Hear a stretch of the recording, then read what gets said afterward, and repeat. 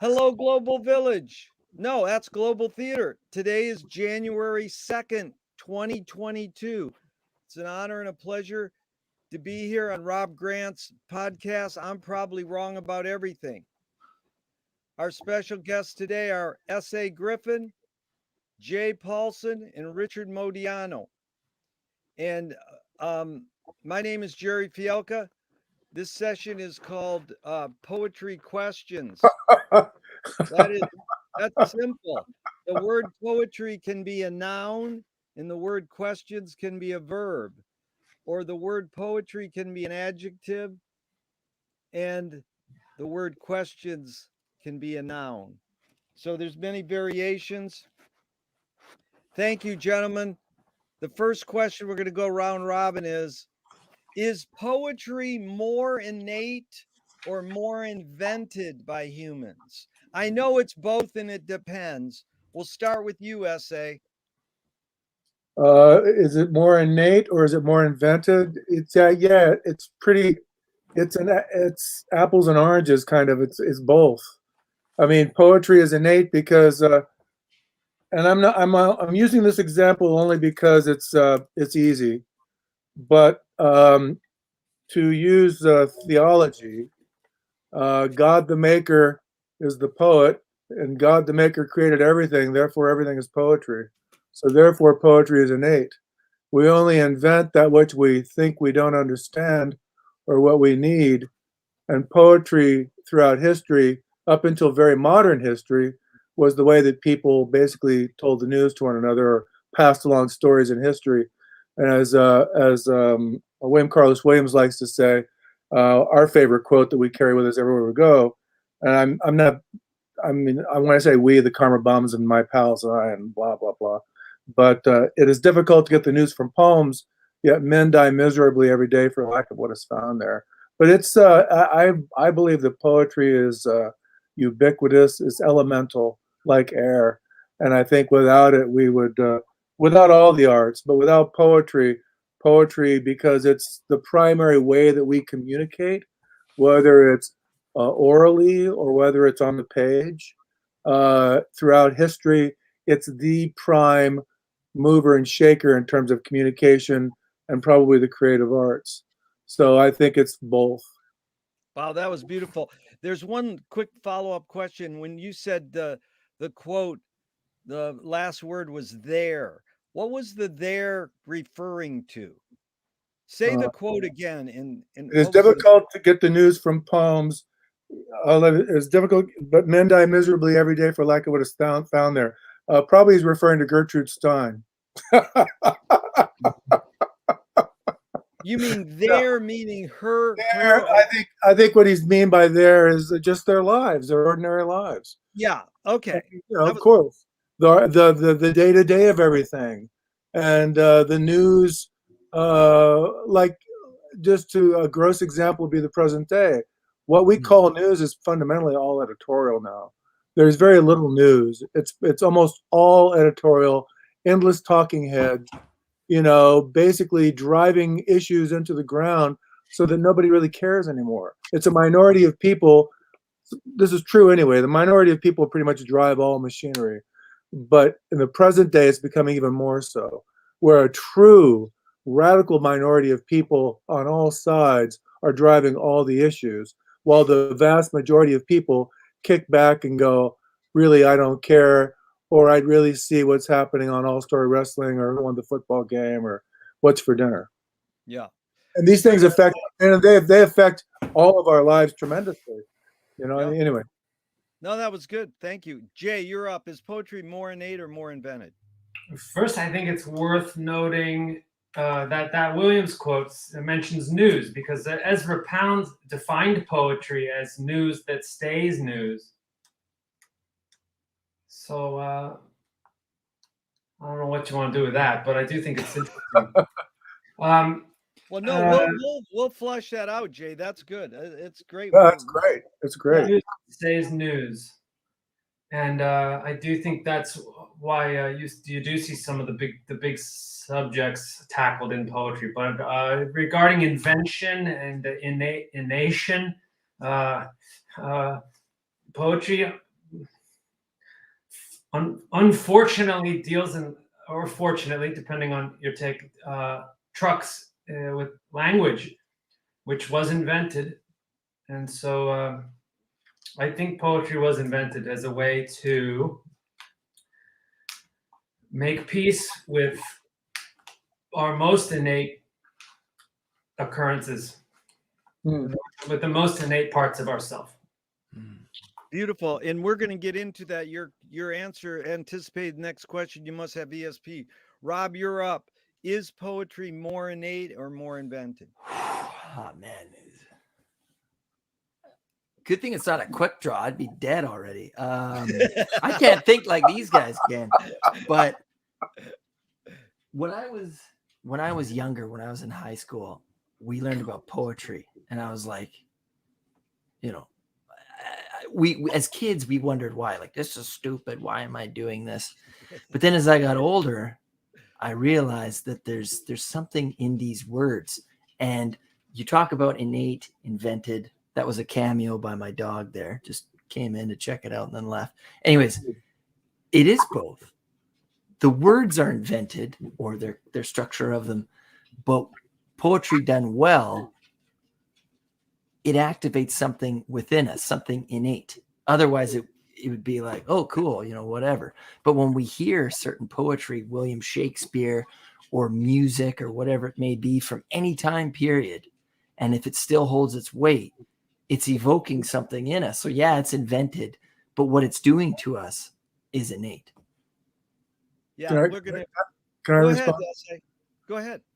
I like Joseph's response quite a bit as language is invented. However, taking another leap, what then is the purpose of poetry as language, if not to, I would suggest it's not always true because poetry takes on so many different forms. There's not one poetic, but what then becomes the function of that poetic language? To basically stroke the innate? Yeah. And in many cases, I think that poetry does progress as well. Like, it's not just like there's an ebb and a flow here, perhaps. Well, yeah. Well, there's a lot going on in everything you said. Auden said poetry makes nothing happen. That's one of the greatest poets ever, in my opinion, saying something very important. But it's like you can't make your living being a poet, but you can't make your living being an experimental filmmaker. But you can try, and you can still believe that your life and your job are so mixed up that you're not going to separate them. And so I think the follow-up question will reverse the order. And before, I'll just throw in Richard's, who had a little technical problem, but Richard taught me that Gary Snyder said the job or the role of the poet entails seeing the world without language, then putting that seeing into language. Now, language was brought up in our first round robin. I'm glad it came up because I've been asking this question recently in my interviews. Can humans think without language? And so I just reword it, and we'll start with you, Rob. Can humans make poetry without language? Yes. Yeah. Okay. Jay. It would depend on your definition of poetry, but I would lean towards yes as well. Poetry in motion is a phrase that's used a lot when you think of some. So perhaps that's a way you could do poetry without language. You could do poetry in motion. Yeah. In fact, Poetry in Motion is one of the greatest poetry films ever made. It is an amazing film. And I started searching it out. And there's another phrase that he just took that from. Poetry in Motion is from somebody else said that originally. Yeah. One of you guys might know. But Essay, you're up. Can humans make poetry without language? We do it all the time. We live it. Yeah. We are poetry. Everything Yeah. is poetry. The poetic is getting back to my original comment. And again, I don't subscribe to any organized theology. I'm just using it as an example of what might be the case. You know, as we get into the existential dilemma of what the hell is it all about? Who flipped God's light switch? So, but I think the poetic is everything that we experience and everything that we create out of that experience, you could argue, because again, it's create. Our response to the world, I think, is all up for grabs as the poetic. But as Joseph argues too, define what is poetic or what is poetry. Yeah. Yeah. I mean, that's again, we could just keep going around and around the, you know, like the Ragley, what is it, the old Ragley Rascal or whatever it's called. You mean Bugs Bunny? Tiger butter. Oh, round and round. You mean, and then we make. Well, in other words, we'll just melt into ourselves sooner or later. You know what I mean? Because that's the existential dilemma. We can't. It's not. It's not what life gives you. It's what you give life. Right. I agree there. I think it's interesting that theology is coming up so much because I do think that poetry was, especially initially, tied to the divine, however you want to define that. And then one of my favorite poetry quotes is that poetry is the premier secular access to the divine. The way that us secular individuals access the divine through poetry is something that I've felt in my very center of my being, whatever you want to call that, psyche, soul, whatever word you prefer. But I do think it's interesting that this has come up so early and multiple times. I'm totally with you, man. It's I call it process, and it's everything. That's all we got. We don't. Oh, look at here, Richard's joined in. Yay, Richard! There he is. There he is. Richard, you look. Oh, there you go. You're moving. Okay, great. Can you hear us, Richard? He might Probably need not. headphones. You got to put headphones on, Richard. Well, he's using his phone, isn't he? Yeah. Your picture's on, but not your face. We don't have Richard. Say something. That is his poetry. Say something. He get it. Okay, well, There you go. Yeah. Ah, you hear me? Hey. we sure Well, can. we got to back up and give Richard those questions, Jerry. Oh yeah, that's a good host essay. I appreciate it. I have to adjust the volume on this. You're coming in kind of faint. Okay, well adjust the volume, and I'll talk really loud. Excuse me, the cat is in the way now. Cats and dogs. So Richard, can you hear me? Okay. Can you hear? I me? can. I'm having trouble hearing you. So let me try and Go into boost your the volume on this. Richard, go into your settings in your phone. Turn up the volume. Turn up the That's what volume and or you I'm trying to do that. Okay, while he's trying to do that, I will get around to him. Essay when you're ready, Richard. You put your thumb up.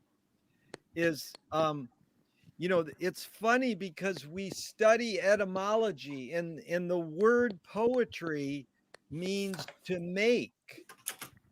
You know, so Yep. Oh, yeah. the word the Eskimo word to make poetry is to breathe.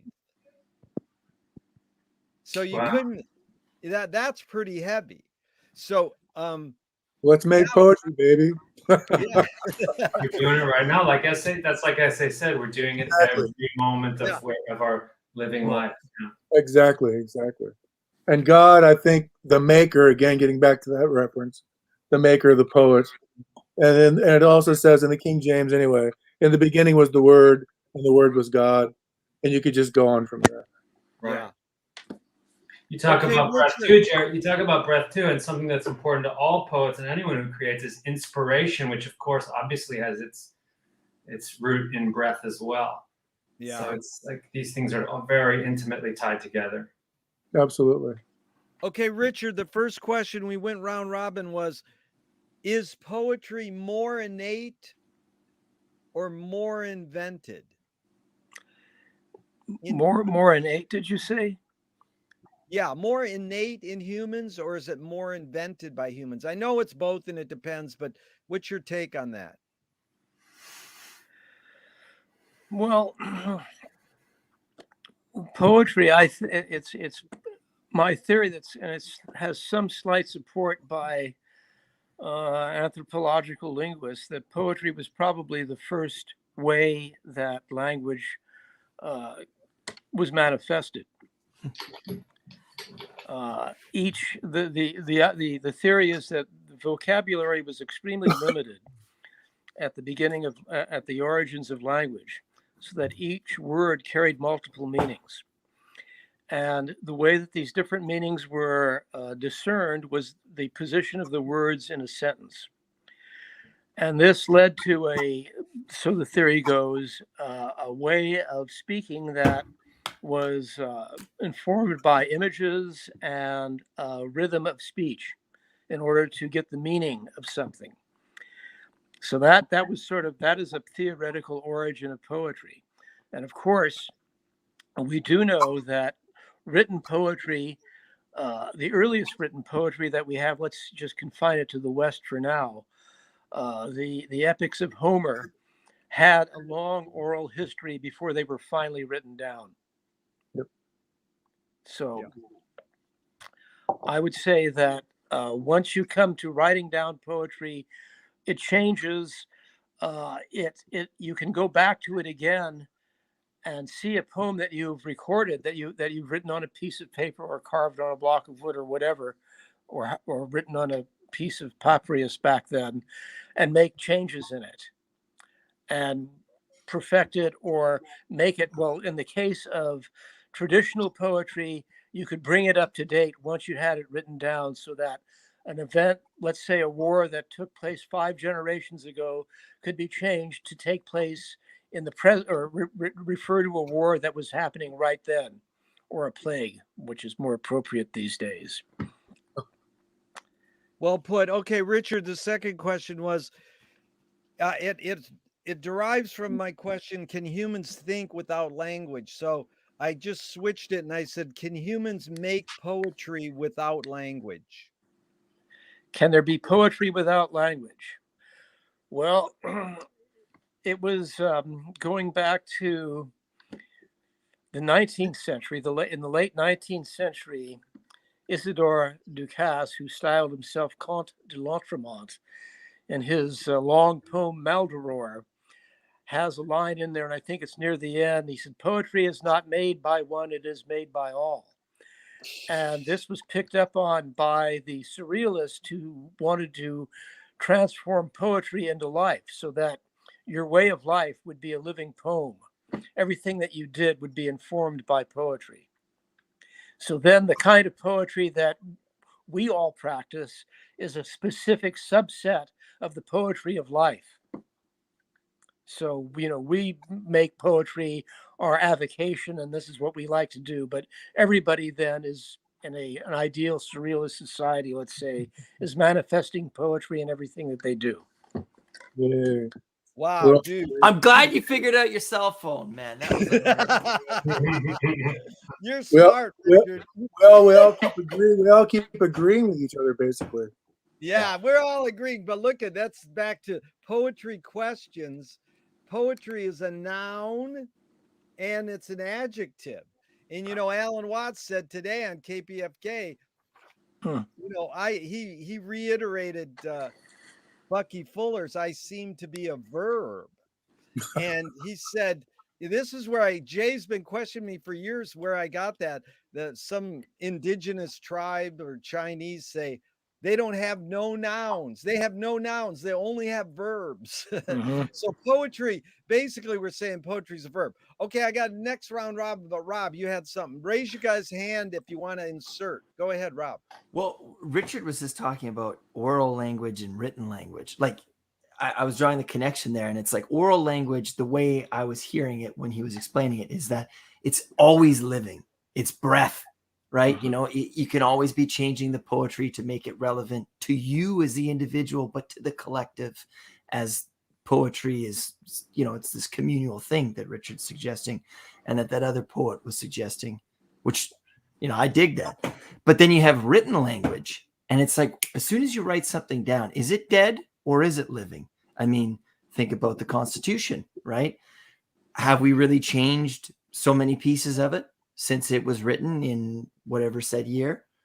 I'm a Canadian, so I'm going to avoid that subject. That's just the first thing that came to my mind. But this idea of written language, it's almost like we hear these different translations and things change through these translations.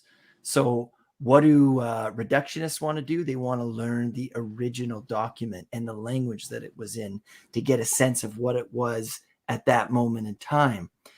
But it's still frozen in that time because, for example, stories, they weren't Homer's Odyssey. It wasn't written down right away. So even if you went to the original version of the writing, that's still not the original. So it's like, what's a better, or that's not the right word. What's a more accurate, I guess you could say? Is it oral language or is it written language? Is one more alive than the other? That's what I meant to ask. Is one more alive than the other, oral language or written language? That's a really good question. We'll go round robin, but I want to tackle it first.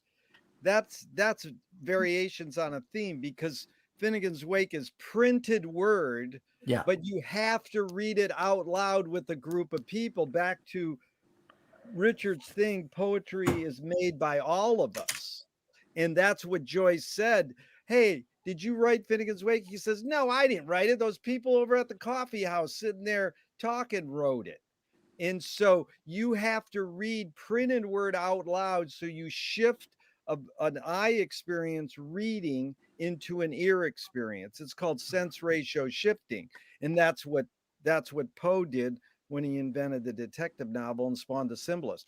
But that was a great question. Ask your question again, Rob, and we'll go round robin with it. Is which language is more living, oral language or written language? Essay, you're up. It's all alive. It's absurd to believe that one's not alive and the other's one is more alive than the other, because your experience is all that matters, and each individual has their own experience, which is why you could argue it's all poetry and it's all alive. As soon as you receive it, it's all electric, man. It's all electric. We are electric. Whoa. Yeah. All things, you know what I'm saying? So therefore, to argue that one is alive and the other isn't is, to me, is absurd. Yeah. So It's a good word, absurd. Okay, Robert, what's your follow-up was? I was just going to say, so it's how the information that we're getting as we receive it, that's the living moment. When you read a book, are you living? Are you having an interior? Is something happening inside of you when you read a good book? Yeah. Of course it is. Yeah. You're the hero of the journey and you're slaying all the dragons. You know what I'm saying? The same thing when you read a poem.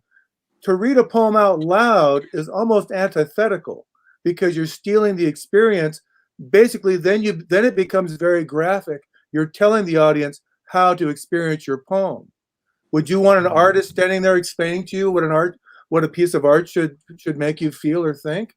Now, I'm not arguing you shouldn't read out loud, because I love the oral as much as I love the visual. But all I'm saying is it's all experience. Right. The only people who don't experience are dead. We could argue catatonic, but we don't know what catatonia really is. But if you're living, you're experiencing, and you're alive, and everything you experience is alive. Everything. Beautiful essay. That's Robert Frost was asked, could you explain this poem? He says, you mean you want me to say it worse? Exactly. Exactly. I love that. Exactly. Here we are, 5 smartasses trying to explain what poetry is. How's that? There you go. So I don't mean to call you guys smartasses. I meant We're all assholes. Get over it. Just say thanks. Frank Zappa. Nicest thing anyone's said to me in weeks. Frank Zappa said, broken hearts are for assos. We'll change it to Poets are for assholes. Poetry's for assholes. No, Okay, broken Jay, asses are for hearts. Jay, you're up on that. If you That's can right. remember Rob's question, Jay, you're up. Oral and written, which may be more. Yeah, I think they both have they're both alive, as Essay said.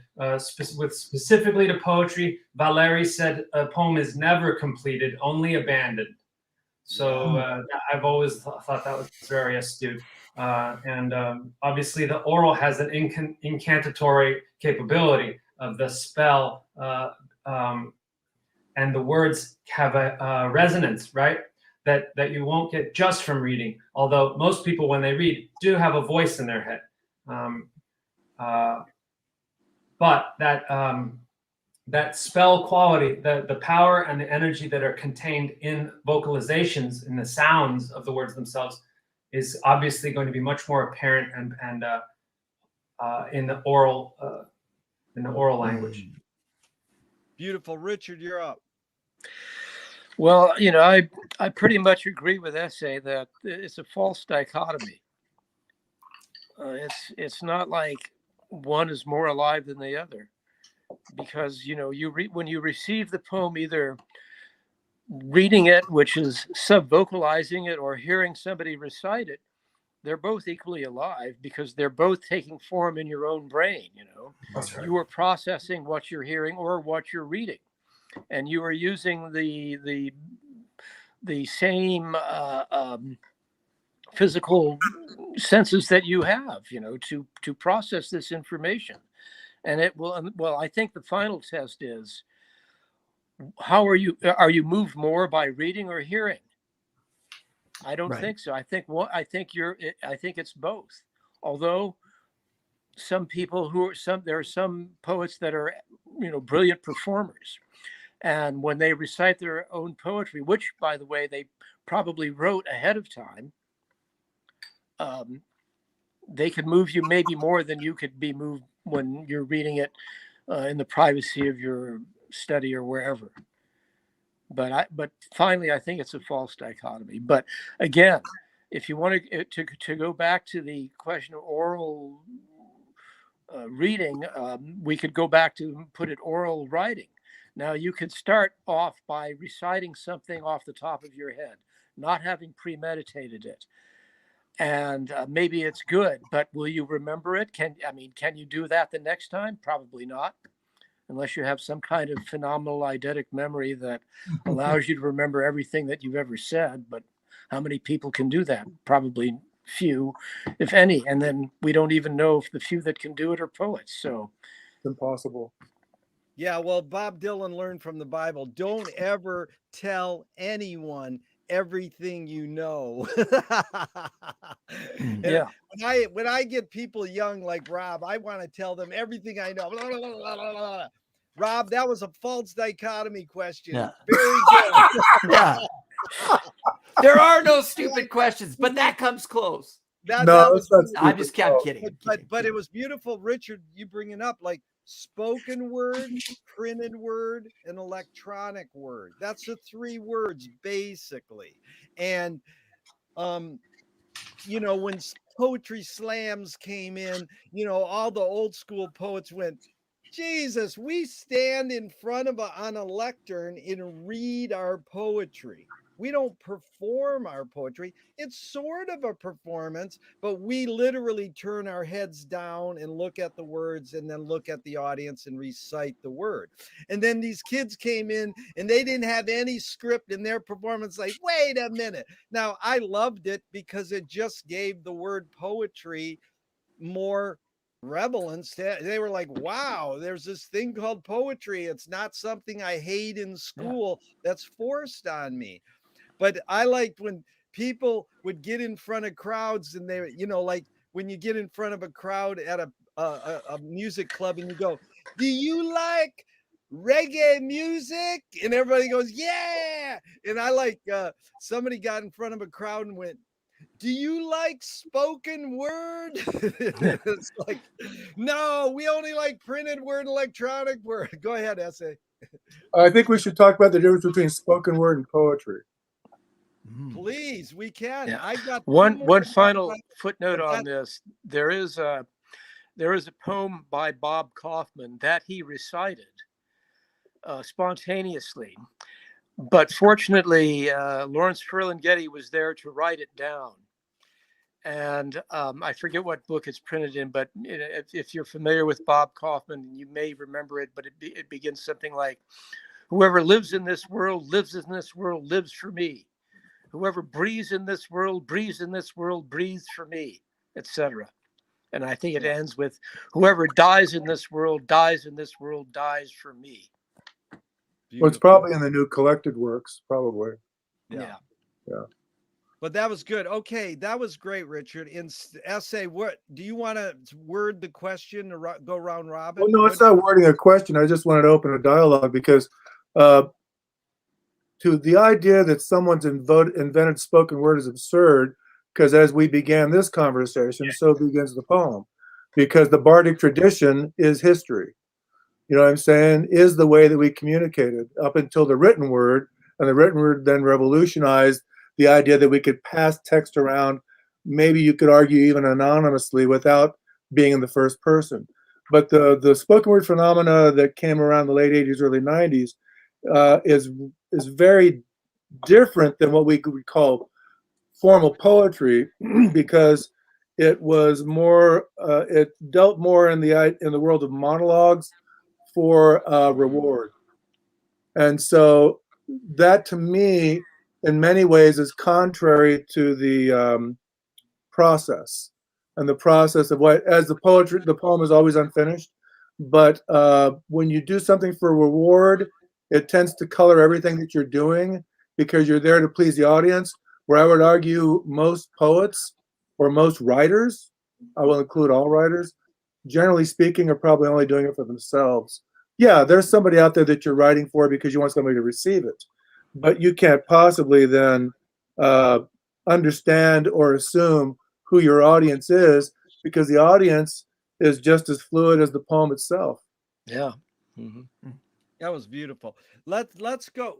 And I'm not putting him down. I'm not putting him down at all. I'm just saying there's a little difference, and there are spoken word artists who will cop to that, because as it evolved, they basically said, yeah, what we're doing is spoken word. Yeah. No, I'm glad you discussed it, and you'll see a lot of the themes will come back around. So the next question is, everything humans invent extend some humanness, like knife and fork extend our teeth. Clothing extends our skin. Philosophy extends, or no, like philosophy might extend consciousness. You know, there's no right or wrong answers. So, what is the writing utensil for the poet extend? What humanness? We'll start with you, Jay. Whether it's a keyboard or a pencil. Right, the writing of something down extends memory, I would say. Memory, good. Okay, Richard. What the extension for poetry? The utensil of poetry. I mean, you could say poetry, but I sort of said Jay put it the writing of poetry. So we invented the utensil to write the poem down. Mm-hmm. So it's like Jay put it in a good way. The writing of poetry is something that humans invented. I know it's debatable, like everything we do is poetic, but we eventually got to the point where we could document the poem other than just orally. So the writing. I believe you're asking, what does poetry extend? What humanness does poetry extend? That's too abstract. Yeah, that's sort of, we could just put it at that. I mean, if you want to stay with that, that's how I was going to answer it. Okay, what does poetry extend? Would you still stay memory, Jay? No, I think memory is tied to the writing, the putting it down, so that it can be accessed at a later point without having to be held. But so if I would say, what humanness did poetry extend? I think I would say that poetry extends the, gosh, I don't like to use such abstract terms, but again, a psyche or Psyche. yeah, Leave psyche. it at leave it at that. So Richard, it's twofold. What does the writing utensil for poetry extend, and what does poetry extend? What humanness? Well, you're a little faint, so I'm going to take a stab at what I was able to glean from your question. Poetry extends all of your senses. Yeah. Basically, because it draws on all of your senses. Some people, it depends. From time to time, I bring up this taxonomy that Ezra Pound came up with, which was, he said that a poem, and it relates to something that Charles Bukowski said also, but I'll start with what Pound said, was that in a poem, he used Greek words. He said there is the panopoeia, which is the images. There was the melopoeia, which is the sound or the music. And then there were the ideas, and I forget what the Greek word for ideas is, but so there are the ideas, the music, and the images. And the ideas are put on the images, and the images are moved by the music. And all of that goes together to make a poem. So you have, and then the things that the poem might be talking about might be, well, of course, there is feeling, because when you hear the poem, you feel it some way or other. You're either bored by it, or you're excited by it, or you're shocked by it, or angered by it, or something. But you still feel the poem. You see the images in your mind's eye. Of course, you hear the poet, or when you're reading it, you hear yourself reading it subvocally. So all of the senses are brought into poetry. And the Charles Bukowski references goes back to when I was 16 years old. I met him at a poetry reading. He was, identified at the end. I never saw him before. I read his poems. And after the reading, I went up to him and I said, "Mr. Bukowski, what do you have to know to be a good poet?" And he said, "Kid, you have to know how to drive all the horses at once." And I didn't know what he was talking about then, but later on, I did know what he was talking about. And all of those horses are all of those components of a poem: the images, the music, the ideas, the emotions that it evokes. Those are the horses that he was talking about. So if you want to be a good poet, you have to know how to drive all those horses at once. Dude, that was beautiful, Richard. But what would the writing utensil extend? I love that all the senses is beautiful. But what would you say the writing utensil extends? What does did you say writing extends? Writing utensil, whether it's a keyboard or a pen. What is the instrument that you use to record your poems with? What does that extend? Yeah, what humanness does it extend? Well, that I agree with Joseph. It extends your memory, really. Yeah, good. It's an extension of your memory to put something down so that you don't forget it. I mean, in Caesar's Gallic Wars, he talks about the Gauls having incredible memories because they didn't have written language. So the way that they remembered things was to repeat them. So their language was full of repetitions. And if you look at the very earliest poetry without any modifications being done to it, it does repeat things over and over again. And of course, once it's written, you don't really need to say it over and over again. You can read it once and then go back to it and read it again. So you don't have to keep saying it again and again and again. But that is where such things as form comes from. So many beats to the line, etc. That all comes from that oral period where, in order to remember the poem, it was better to say da da da da da da da da da da da da da da da da da. You could remember that, and you could attach words to those da da da da das. Yeah, da da. Beautiful, Richard. Rob, you're up with the 2 questions, and then what did you raised your hand also? Go ahead. Well, when Richard was mentioning, for me, I can't disassociate poetry and music. Music, I learned it first, and then I learned of poetry, and music is poetry, I believe. And when he was talking about ideas, the music, how the words kind of come to be, and the images, but then he kept talking about repetition. And what's our favorite part in most music is the chorus. Repetition, right? Is that why that's there? Is repetition? Is it there so that we remember the poem, Richard? I think that's the theory, but of course, poets are also artists, and so they want to make changes in the repetitions. They want to make the repetitions sound novel. So even though the measure is the same beats to the line, the words are different, but the beats carry it through, and the beats help you remember that. It's easy. You can remember a song, right? If you hear a song a few times, you have the music in your mind, and you can attach the words to that particular music. It's some function of the brain that enables you to do that. And in the very earliest poetry, that is why there was repetition. That was why there were so many beats to the line. That's why you have, a sonnet form, so many lines to the stanza, etc. And that all comes from that.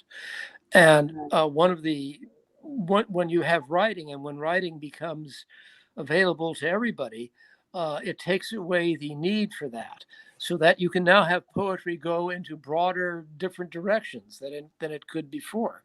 Before, when it was confined to these formal devices, particular types of poetry, pantoum, sonnet, whatever, you had to work within the parameters of that. And those were, finally had to be broken out of.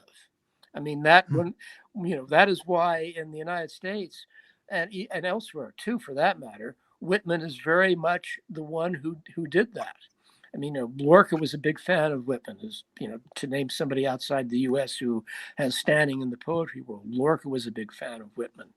So Whitman, although he originated in the U.S. writing in English, he had a big, tremendous influence on poets writing in other languages, because he went beyond the purely formal aspects of poetry. Yeah.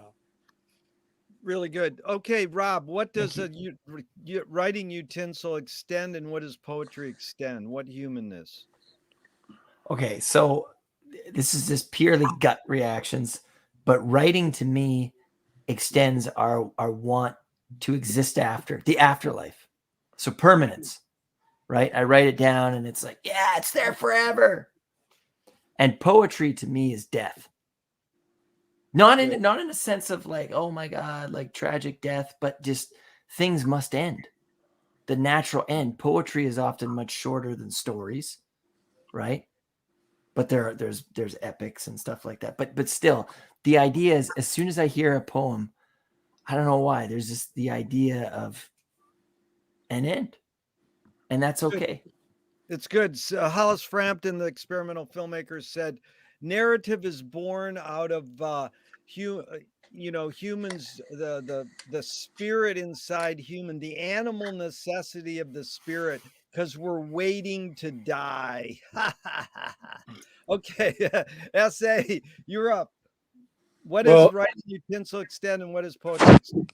Oh, I think the utensil of poetry extends not just the documentation itself, but whatever emotional content you've embedded within that documentation, because you're spreading that feeling or that experience.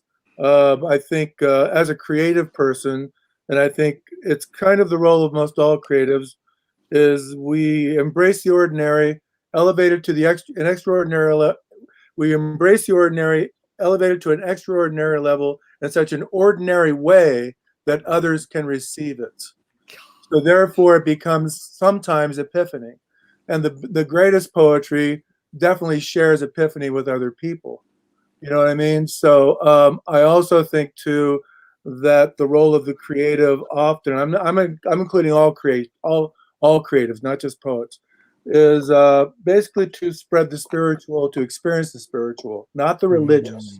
Religion is a different thing, but the spiritual Yeah, as Joseph talked about earlier before we kind of came on board, everything is breath, and the spiritual experience is breath, and our lives are a breath, and each poem that you write is a breath. How long that breath is, how long you suspend it, is what the poem is what's necessary within the context of each and every poem. And all breaths are cumulative. However, I do think that that's what we do as poets. The extension of ourselves as poets and creatives is the spiritual. And I know it sounds precious, but I don't give a shit what anyone else thinks. That's what I believe. But the documentation is memory, and there's no question about it, which liberates the poem and the poet, because now you can explore form. As Richard suggested, and I agree with him, that originally poetry as a way to communicate history and the news, like somebody died, well, it became a poem or whatever. And I believe that to be true as well. Rhythm, meter, rhyme, all those things were a way of basically assisting memory.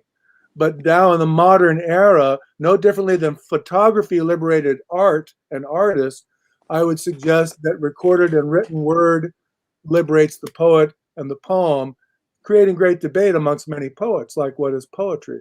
There's the formalist, there's imagists, there's all kinds of variations on these themes. So therefore, you get back to the same place. Poetry can be whatever the hell you want it to be. Just make it good. Yeah, really good. Then we got to determine aesthetics. But I loved what you said at the beginning of your essay, because it's what Joyce said. It's literally possible to find epiphanies in everydayness. Absolutely. Yeah. Absolutely. So The phone rings, your life has changed. Come on. It's yeah. the epiphany of literally the epiphany of looking, like for me, looking into somebody's face and having a tremendous wealth of feeling, like just to turn to my wife and tell her that I love her, or look at my son or one of my friends, one of my good friends. As actors, I know Joseph understands this.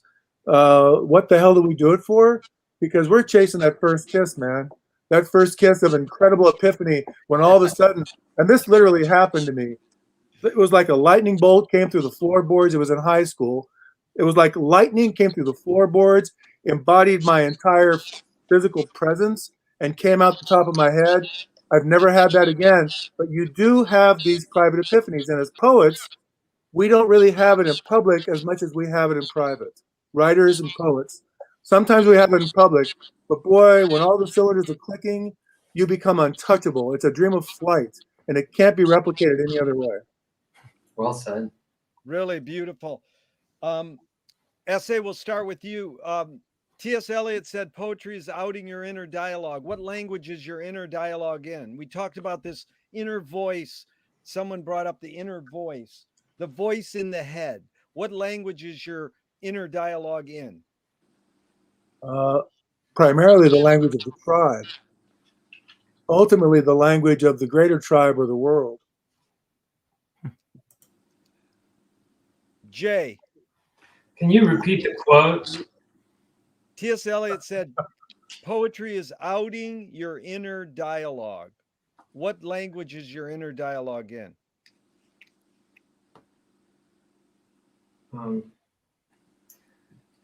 Father. Father-ese. Yeah. Father-ese. You mean your dad's voice, kind of? For better and for worse, yeah. No, do you want to tell the little story, Jay, about your dad and the Oscars, or can I tell it? I don't think it's worth our time, but if you do, I'll empower you to tell it.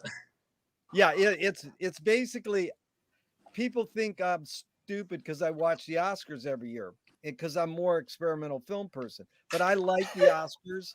I like to watch it for 3 hours in a room with no one talking ever. Exactly. Yay, thank you. Fuck up. I want to get all the subtleties. I never watch TV commercials, so it's the only time I see commercials, and you're not allowed. And they're like, you're coming over to my house to watch the Oscars, and you're telling me to zip it? Okay. So Jay, I told Jay that, and he says, That's what my dad said to us when we were kids. No talking aloud. And Jay's brother go, "You love the Oscars more than me."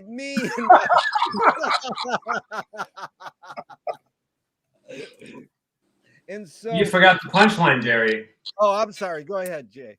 So this was the rule. It had to be complete silence on Oscar night. And my youngest brother said, "You love the Oscars more than you love us." And my dad said, "Shut up, you're right, I do."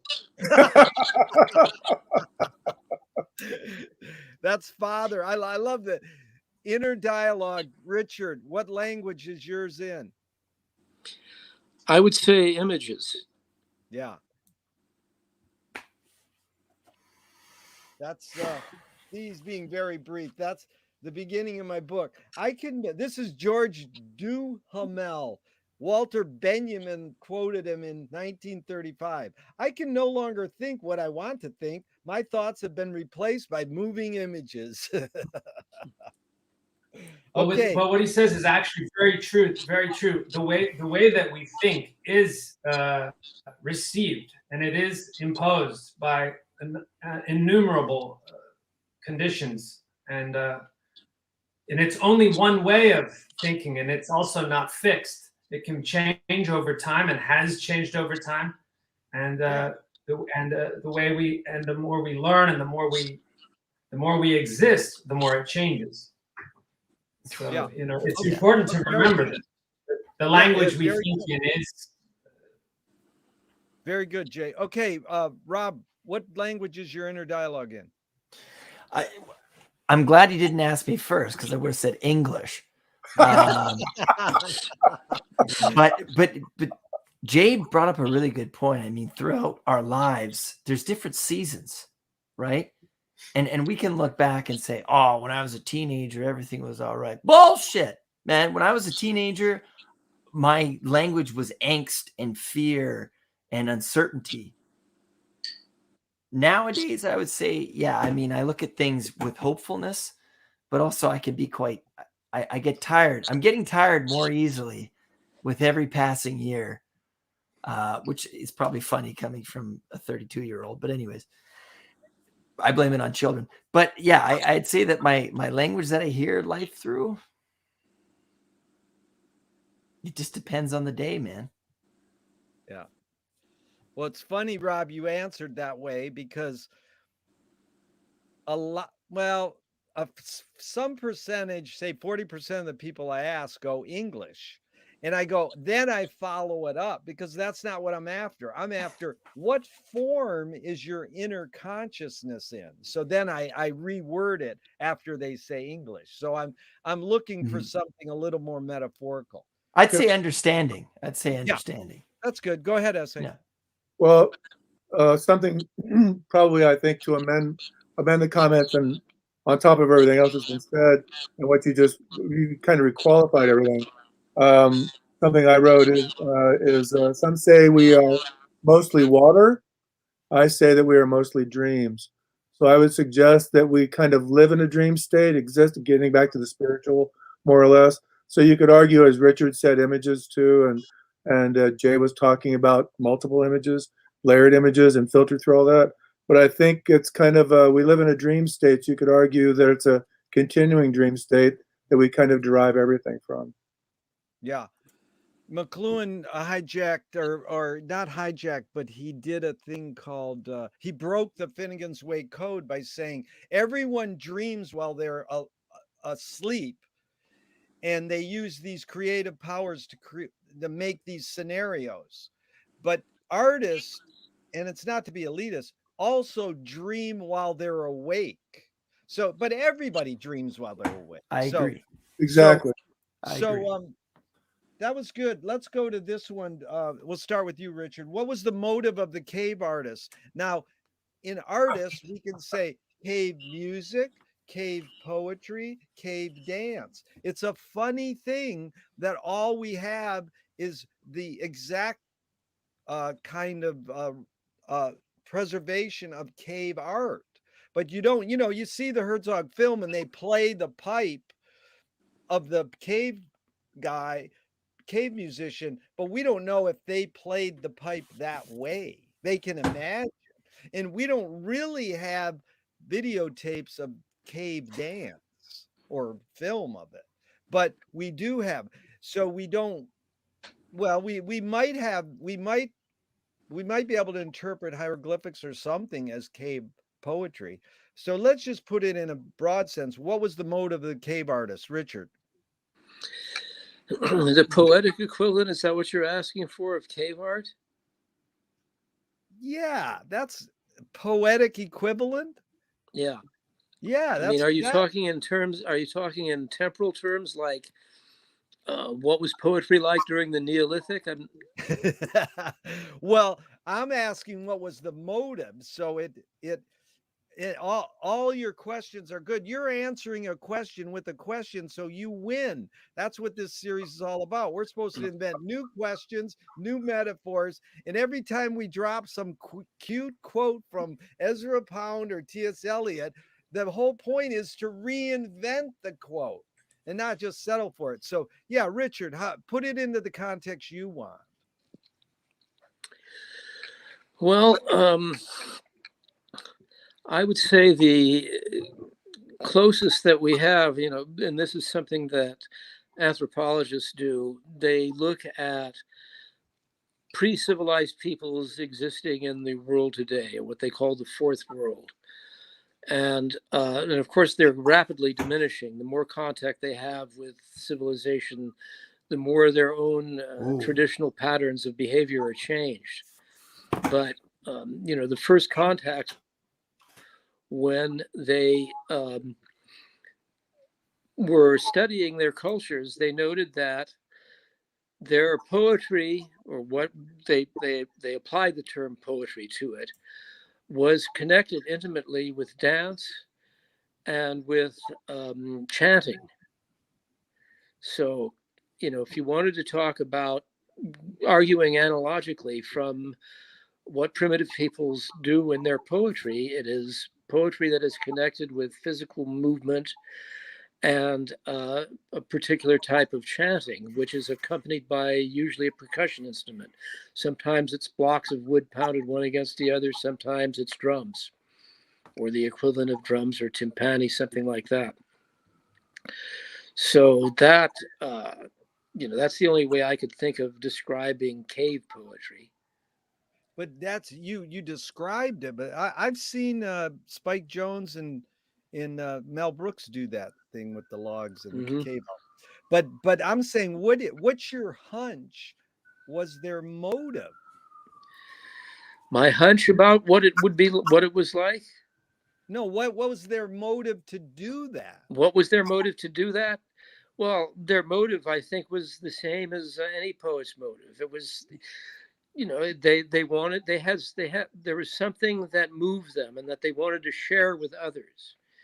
It might have been, since we know that, again, arguing analogically, and there's also some archaeological evidence to support this, humans lived in small bands. They might have been, 20 to 30, maybe 50 at the biggest. So their experiences were inevitably shared. When somebody died, everybody knew about it very quickly. They all lived together. And depending on their relationship to the deceased, they responded in different ways. And they expressed their responses either, like, oh, he was nice, or that man who died was my father. I'm here because he gave me life, and I mourn him grievously. So whatever their emotion, whatever moved them, they put into poetry, and they expressed it that way to other people. And if to further, to go a little bit further with this idea, if that particular event moved the whole tribe, then it was commemorated by the whole tribe and assembled in a sort of a collective poem. For example, the theory about Homer is that Homer was an appellation given to several poets who experienced the Trojan Wars, or several poets who recited the story of Odysseus. And it was all collected under the name of Homer, the blind poet. And perhaps there was an actual Homer. Maybe he was the primer inter pares of all of those poets who recited the story of Odysseus or the Trojan Wars. And they said, oh, this guy did it the best, but it's really, we're collectively putting them all together, and we're going to call this guy Homer. Yeah, that's like when the guy who wrote the Hokey Pokey, the song, he died. Yeah. It says writer of Hokey Pokey dies, and the next day the newspaper said that guy didn't write that song. I asked Charlie Hayden, who wrote Oh Joe Clark. He plays it in the middle of our Annette Coleman song. And I goes, who wrote that song? And Charlie Hayden goes, nobody wrote it. Well, to take another epic poem that has its sources probably drawn from ballads is a Japanese epic poem called Heike Monogatari, which translates as the story of the Heike clan. And the Heike clan was a powerful samurai family that the poem narrates their rise and fall, their rise to power and their fall from power. And it was made up probably, and in fact, Japanese scholars have determined that there were ballads that were incorporated into the final poem. So the anonymous author of Heike Monogatari drew on other works that talked about the rise and fall of this samurai family. And, it was a big story in Japan during the 10th and 11th centuries, 1100s and 1200s. They met their demise in the middle of the like 1250, something like that, at a famous battle called the Battle of Dan-no-ura, where they were totally annihilated. And that was sort of like part of the story of the Heike. It has a famous beginning that just about when I was in Japan, it was true. I read that, just about every educated Japanese person knows the beginning of Heike Monogatari, which in English reads, the bell of Gion Temple tolls in our hearts to warn us that all is vanity and evanescence. The fading flower of the sala tree by the Buddha's deathbed bears witness to the truth that all that flourishes is destined to decay. And the brave ambitions of bold men, these too are doomed to vanish like a dream on a spring night or dust in the wind. Sounds like Ecclesiastes verse via the East. It sounds like Kansas, dust in the wind. Yeah, I know. I was going to name my poetry collection Dust in the Wind, but S.A. pointed out that it was this pop song, and I didn't want it to be confused with that. It's a great He song. came up with a much better title, a great title. What's the title now? The Forbidden Lunchbox. Nice.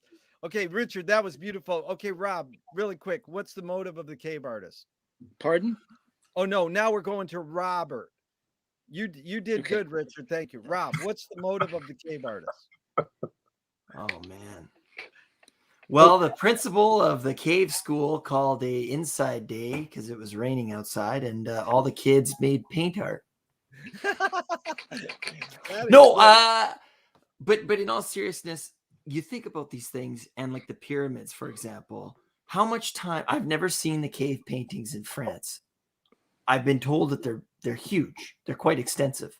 Do they have any idea the timeline it took for these paintings to be done? Because the reason I ask is that so much collective energy probably went into this project. Collective energy. We've talked a lot about that and its influences in poetry. So there was so much collective energy. The entire tribe, let's just guess for a sec. They're like, we're going to do this. I don't think that that's what happened. I imagine there probably were a select few or whatever, and they were commissioned. Not commissioned, that's not the right term, but that was their job in the tribal society, because there's a theory that the pyramids were not built by slaves. They were built by farmers, the Egyptian pyramids.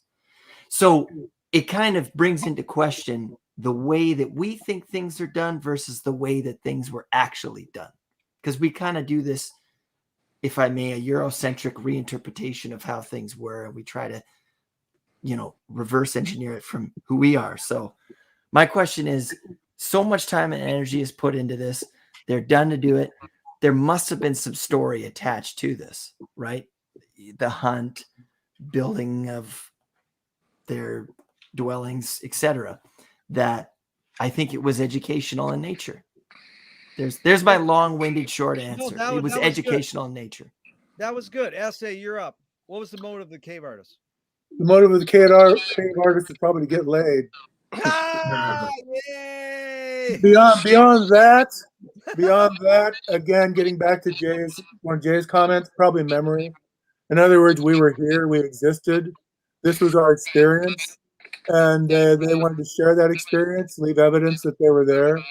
I think two. I'm getting feedback or something. Some little like a little Mr. Magoo voice. Also, too, I think that it could be connected to their own, what you could call their own spiritual experience. This was how they recorded their spiritual experience, because what would be more important to them than their own physical bodies and those things that fed those bodies? Thanks, SA. You touched on our next question, so you got ESP definitely. Okay, Jay, you're up. What was the motive of the cave artist? I think it's there's definitely one aspect of Kilroy was here. And then taking that a little further would be something of like, this was what it was like to be embodied in this being for me. There's evidence that a lot of the paintings were in very hard to access places. It wasn't just graffiti. There is some of that, and there always will be. Like blowing the powder over the hands to leave handprints everywhere seems to be pretty frequent.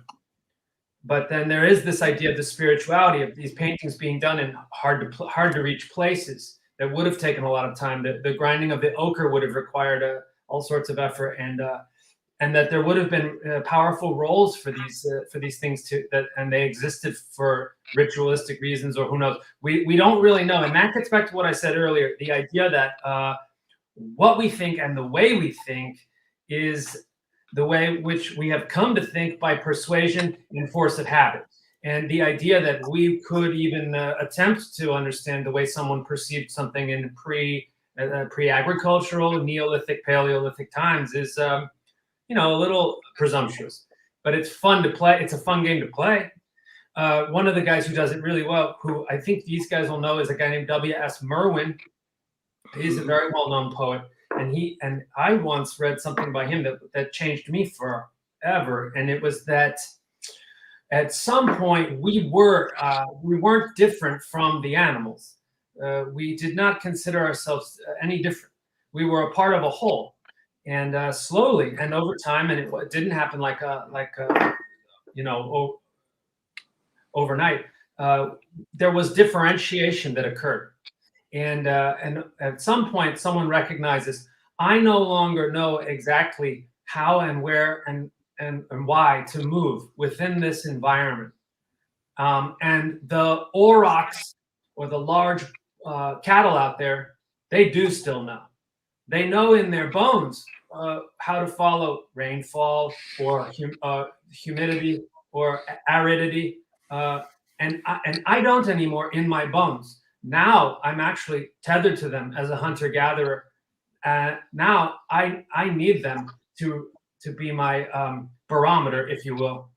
And for the first 10, 20,000 years of cave art, it's only animals. They don't do stars, sun, rivers, mountains. It's only animals. There's not even humans originally. It's aurochs. It's it's these things that we needed to live, and that we no longer considered ourselves one with. So there's an aspect of differentiation that I think is taking place, and also a longing to be one with again by putting them up in these sacred spaces. It's beautiful, Jay. Reminds me, in Venice, California here, they put up these signs like, go this way if a tsunami hits. And I'm like, all you have to do is watch the dogs and cats run up to Mar Vista. And you go, I'm following them. Yeah, Gary, tsunami escape route. Okay, go ahead, SA. I just wanted to add something too on top of all this. I would suggest that these cave paintings are probably the very first expression of human genius. Beautiful. It's like one of my favorite recently. I asked people in my interviews, says, what's the motive of the cave artist? And they go, to keep people in the cave. Like, come on over to my cave. Now I want you to stay inside here. And I think the motive was like to go along with your get laid. I think it was a chance to serve grapes and cheese and crackers. It was a Galaxy Expo or whatever, an art expo. Okay. We'll start with you, Jay. Alan Turing asked in 1950, is thinking a function of the soul? So let's just reword it. Is poetry a function of the soul? Now, everybody I asked, 99% of people ask us, well, it depends. What's the soul? Yeah, it depends on what you mean by the soul. So you can ask that, and it's like we've talked about this word spirituality. We've talked about religion, and I'm just saying, it's evident that poetry is a function of the soul, maybe, I don't know, but you can tackle it any way you want. It's not that I'm asking the question, it's just a jumping off point. So any comment, Jay? Yeah, so something is having an embodied experience in this thing, whatever we want to call that. Poetry is a function or a byproduct of that consciousness. Yeah. Go ahead, S.A. Oh, no, I was just scratching my nose. No, you're next. Oh, well, I'm scratching my nose. It's an expression of my soul. Pick it, brother. Pick it. Yeah, pick it. No, I would say that's a very difficult question to even consider. Yeah. Again, it's so hard because going back to the beginning of our conversations, even before the cameras came up, it's the chicken or the egg, apples and oranges. It's like, how do you differentiate, and how do you even discuss what you don't really can't even possibly understand, which is really the soul. What is the soul, as you posed a little bit jokingly, but just to keep it simple, yes. Yeah. Very good. Go ahead, Rob. Is thinking a function of the soul? No, is poetry the function of the soul? we reworded it. Okay, I've heard the question a few times, so yeah.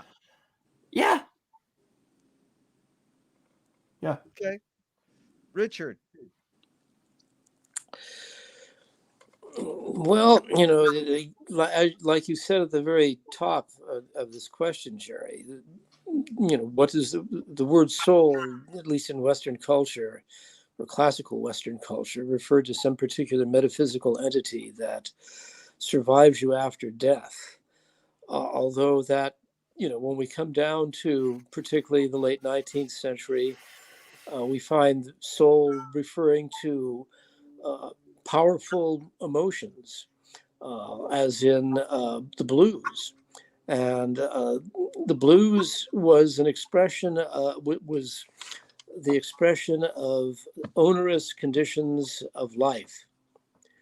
And those onerous conditions of life, the blues, which developed within slave communities, people who were enslaved and doing work they didn't want to do and living in constraints that they hadn't consented to. The blues came was soul music, and so in that sense, I would say that yes, you can say that poetry is a function of the soul in that sense of the word, not in the sense of a metaphysical entity that survives death, but in the sense of a complex of poignant feelings that anybody has under adversity, or at the same time, an expression of joy too, because a lot of blues transformed when people were liberated from slavery. They expressed their joy and their relief in vivid images and powerful language, and powerful music as well. So I would say that in that sense, yes, so poetry is a function of soul. Not the sole one, not the only one, but certainly a major one. Go ahead. Yeah. I said which me put my fingers to my mouth before I recognized Robert and S.A. were doing it. Which me did that, like this is Yeah. that's the poetry thing, that's the poetic, that's the innate part of poetry that we were discussing, and that's also the part. What's the question you just asked? Which Is poetry the function of the soul? that's it. It's a function of whatever. Put my hand to my mouth without even knowing. Essay and Robert were doing that. Hands and eyes throughout the body. Yeah, if you snort enough coke, you can do NLP to anybody, even intelligent poets. Go ahead, SA. Yeah. Also, too, you want? Can we discuss soul for a moment? What really? Go ahead. Go What is for it. soul? What do we think soul? What do we feel soul is? I mean, I don't necessarily subscribe to eternities or the future or the past. I try to only subscribe to the present. And if you do subscribe to the present, then soul is everything that you're experiencing and what you're feeling at the same time. That's what I would suggest it is. So therefore, if we look at it that way, it's not the only function, but poetry is certainly a function of soul. But I don't want to believe that soul is somewhere pie in the sky or some long-haired dude that doesn't have a woman, or something like that that's creating everything. It's too ephemeral, but it's too real at the same time. It's all whatever you can call now. That's what soul really is. It became a handy container for what most of us would, I think, say would be like lived consciousness or experience of being alive, and certain schools of folks didn't want to believe that would stop when we did. Right. Because it makes it convenient to be alive. Yeah. In other words, I don't have to fear dying and I can live forever, which is just bullshit. What if you come back as a toilet? That would be shitty. It sure would. You can live forever if you forget to die, like Jerry talks about all the time. Well, I was going to say, just forget to die, you live forever. But the other thing is, all time's happening now, so you will live. You can live forever in that regard as well. Yeah, I agree. SA, that's. But that doesn't give you a lot of comfort, and it certainly doesn't make that seem very appealing for whatever reason. But that's the whole gig. It's like, shouldn't you derive comfort from just this, as opposed to trying to derive comfort from something that doesn't exist? Yeah, agreed. That's Paul Krasner. He never died because he said, "I only believe in reincarnation in one of my past lives." Well, but that Gregory, is the question. The question is, can you forget to die? But let's move on. One final remark on that. I can't resist this one. I was at Roger Richards' bookstore one day in New York City. Gregory Corso was there. He was bumming money from people. And I said, "Gregory, I will give you $20 if you write a poem for me." And this is what he wrote. "You'll never die because when you're dead, you won't know it." That's the Epicureans take. That's totally true. And he got $20 for it. That was the beautiful thing. Yeah, well, he wrote it. He wrote it in his own hand. It's probably worth hundreds now. I hope you have it framed. You still have Harry's got a letter from Clement Greenberg. Is that it? Yeah. I keep begging him to dig that one up for me. But Richard, do you have the physical piece of paper? Yeah, I do. Oh, good. Yeah. So essay, I'm going to tell you that, or you evoked an amazing Wyndham Lewis quote: "Is artists live in the present and write a detailed history of the future." So be here now. In the great Baba Ram Das, be here now. And I think he spelled it. He had a typo, like I.F. Stone said, typos are worse than fascism. Well, I like to go ahead. Be here now. HEAR. Be here now. Yeah. Or I like to flip the 60s on his head. Turn off, turn out, drop in, tune out, drop in. Timothy Leary. Yeah, flip Timothy Leary over and you're in the present.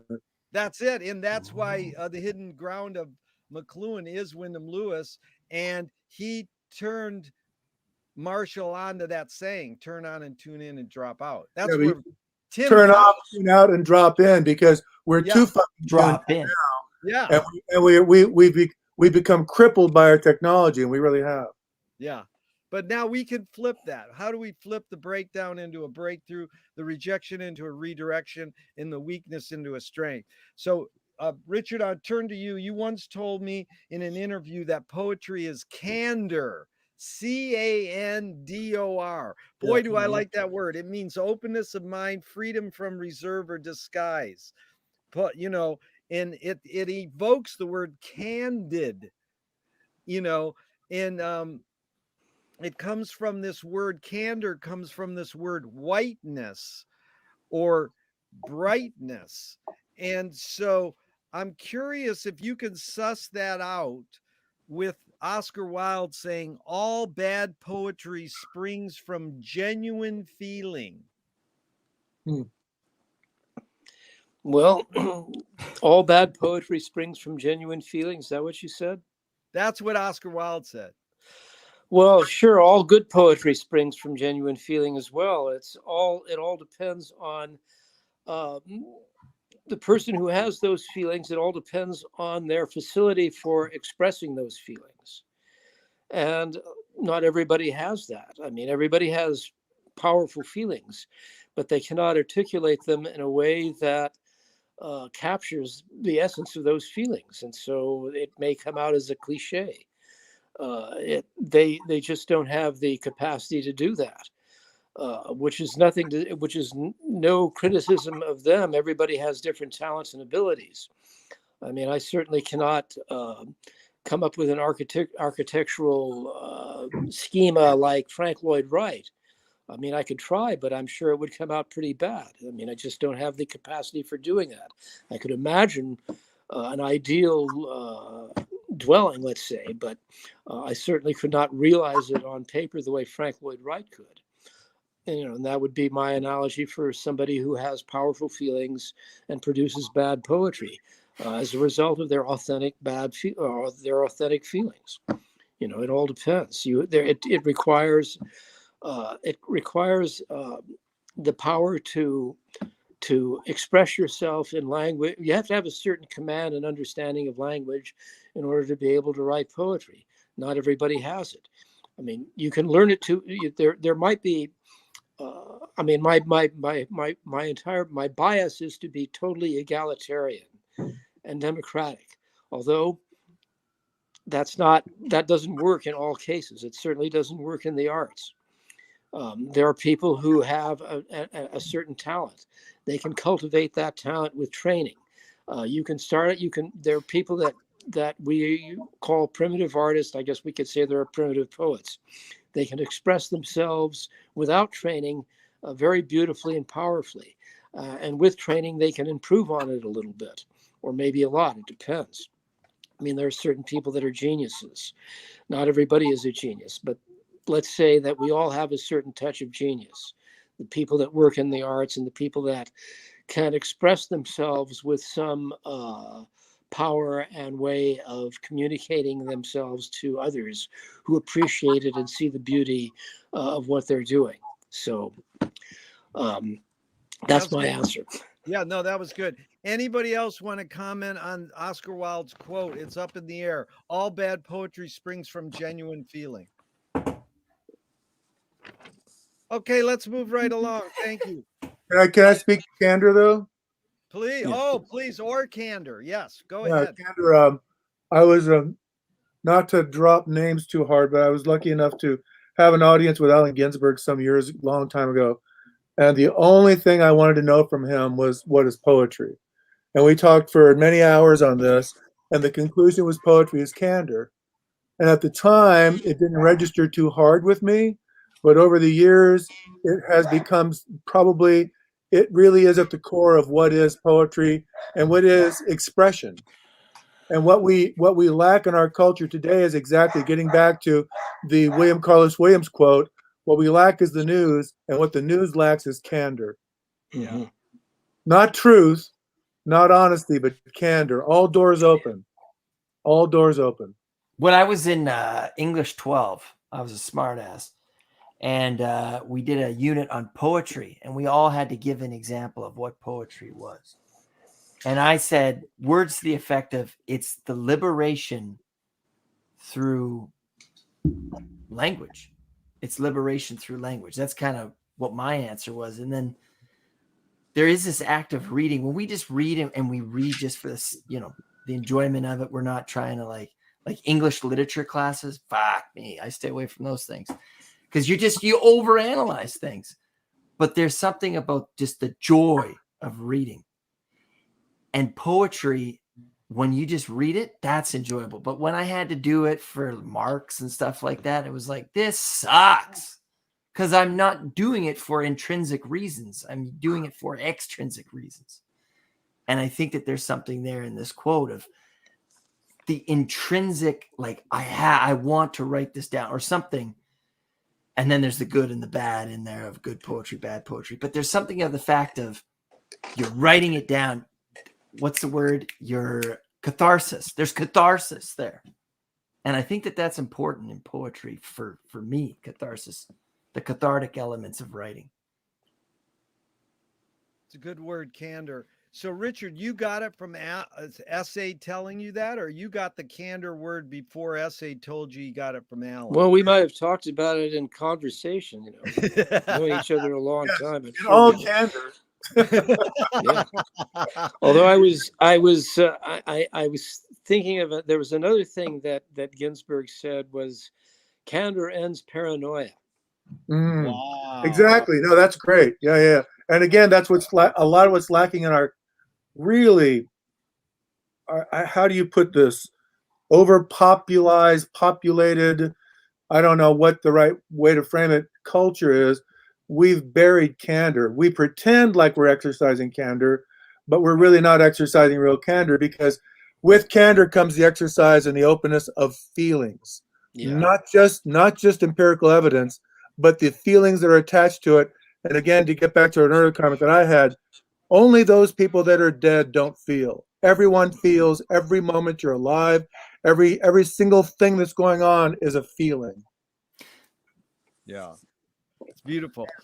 So I want to thank you, Richard, for actually reciting poems in a poetry symposium. And I want to recite the poem that had a big impact on me in my life by Captain Beefheart, who most people don't know. He hung out with a beat, Herb Berman, in Topanga, but no one really connects Beefheart's lyrics with beat poetry. And it's funny that in a 72 on the Spotlight Kid album, he had this poem that became my mantra. The stars are matter, we are matter, but it doesn't matter.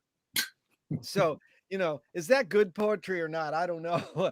But funny that Alan Watts was talking about matter this morning, you know, and how it comes from Maya, and then Maya comes from illusion, and illusion comes from to play, and then, you know, matter could come from meter, which is to measure, and there's meters in poetry, and then meter could come from mother, and this whole thing about form and patterns, pattern recognition.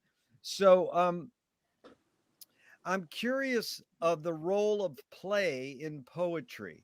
If anyone has any comments on that, you know, we know that there's an aesthetic formed, like this is good poetry or this is bad poetry, having been associated with Beyond Baroque for so many years in all that it entails. I always say it's the oldest poetry center in the world, and it spawned, you know, some amazing poets. You know, Amanda read before Biden's inauguration, and she studied poetry at Beyond Baroque, and now she's on the cover of Vogue magazine.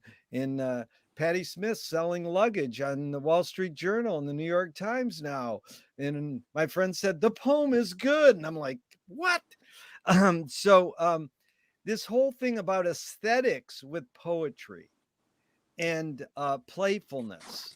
Any comments?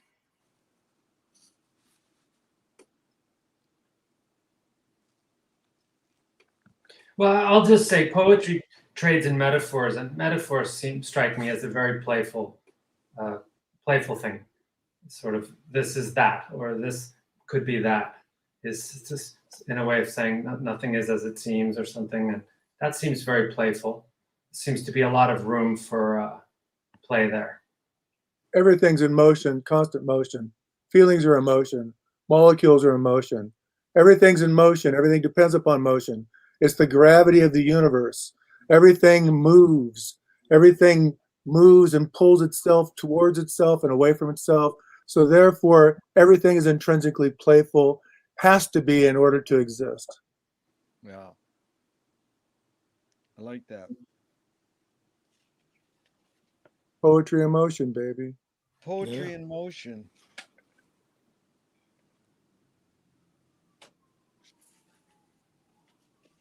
We Would could you wrap say- this up. Oh, go ahead, Rob.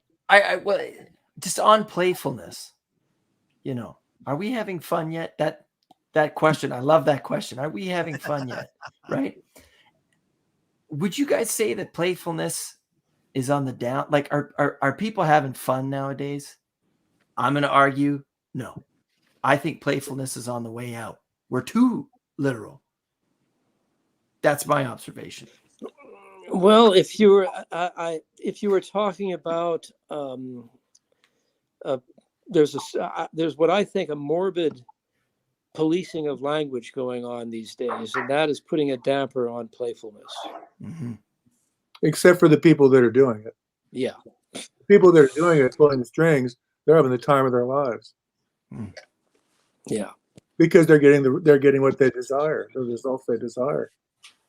They're getting blue thunderbolts, man. Mm-hmm. But that's a good question. Should language be policed? Every human invention I've observed immediately or pretty quick, as soon as it comes about, gets rules, gets laws. And so, you tell your child, don't go to school and say the F word to your teacher. It's not appropriate. And so you sort of make rules about these tools, if language and words are tools. So who's entitled to police language? Like I could set it up better. It's like this is a little better is Utah Phillips said anarchy is making rules for yourself and not other people. Who's entitled to make the rules for language? It's not what you say, man. It's how you say it. Yeah. Yeah. That's good. Well, since I missed the beginning, did everybody give their pronouns? Did you start out by saying, No. "Hi, I'm Richard"? I go for it and thing. That's what No, I like. we didn't do that. Is that what you're supposed to do in Zooms, Richard? Well, I've attended certain meetings where they ask you to state your pronouns. Did they preferred flagellate pronouns. themselves too?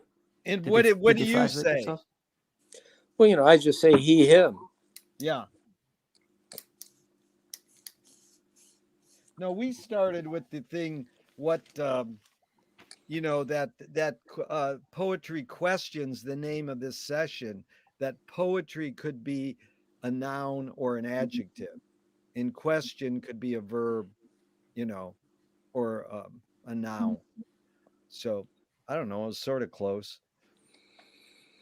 But that is. Go ahead, bro. Well, Richard, did you want to because Jerry, have you ever seen that? What Richard's referring to?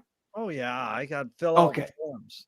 I got to fill out forms, and I'm like, what do I put? I know you're supposed to put he or whatever. But is this so new? Who's entitled to police language? Let's just go round robin with that. We'll start with you, Essay. Well, like I said, it depends. It's not what you say, it's how you say it. And these days you can say just about anything, but what does it mean? Yeah. I mean, seriously, have we basically lost a lot of value in our language and our discourse? I would argue we have. We've lost a lot of true value. Now, I'm maybe putting too much value on that by saying that. Yeah. But I think when you can you can kind of let yourself run ad nauseum, and then people walk away, what do they have? What are they left with? it becomes a question of economy, I think. I don't know about policing necessarily, but I think when you function in economy, I mean, what I believe, as uneducated as I am, if the universe is how would you say, if the universe is abundant, it must be abundant for one reason only, because the universe hinges on economy. Therefore, language should hinge on economy as well. And as a creative person, I think all the things we do creatively also hinge on economy.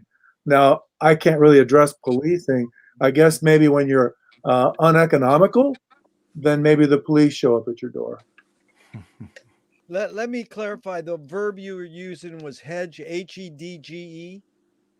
Who, me? Yeah. I don't think I used the word. What was the verb you were using? Edges? Hinge. Hinge. Hinges. I'm sorry. Thank you, Jay. Thank you. Yeah. Hinges. Okay. But I Yeah. should reword it. S.A. You did that good. Let's do with Jay. Who's entitled to make language rules? Let's get rid of the word police. Who's entitled to make language rules? Who is entitled to? I didn't hear the last. Well, Jay, it was on Jay. Language rules. I'm having trouble hearing you, Jerry. I hear S.A. pretty good. Can you repeat what Jerry Say said? it, S.A. Well, he was addressing the question to Jay next, but he was getting rid of the word policing. What were you saying, Jerry? You were saying who has the right to make up the rules regarding language? Okay. Jay was there. Okay. Go ahead, Jay, and then Richard, and then Robert. I don't have much for this one. That's other than to say maybe nobody. Okay. You're one step away from making rules about thought, which we know you can't do. Thought and language seem so closely tied together. Let's see. No one. Okay, Richard. Well, in reality, language evolves and changes, and the rules are abstracted from these changes at a particular moment in time. So there in linguistics, there are some special terms for it. I forget what they are offhand, but one was something like prescriptive. I think this is the word prescriptive language. This is the language that at a certain period in time, let's say in 2010, the Modern Language Association had a convention and they decided these are the rules of language. Everybody should follow these rules.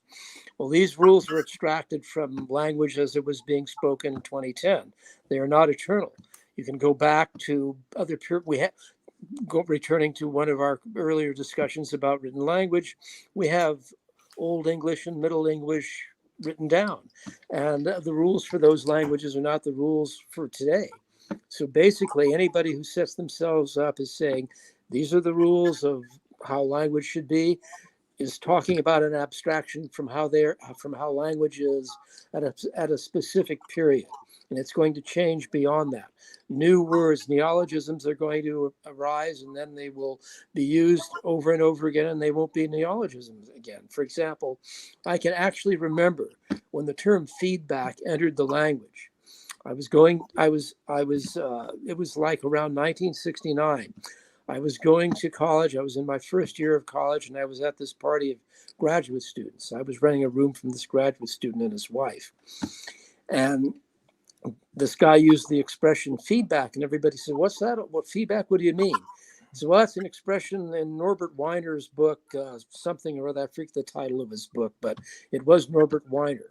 So this term feedback at that time was a neologism, and it was specific to types of systems that self-regulated.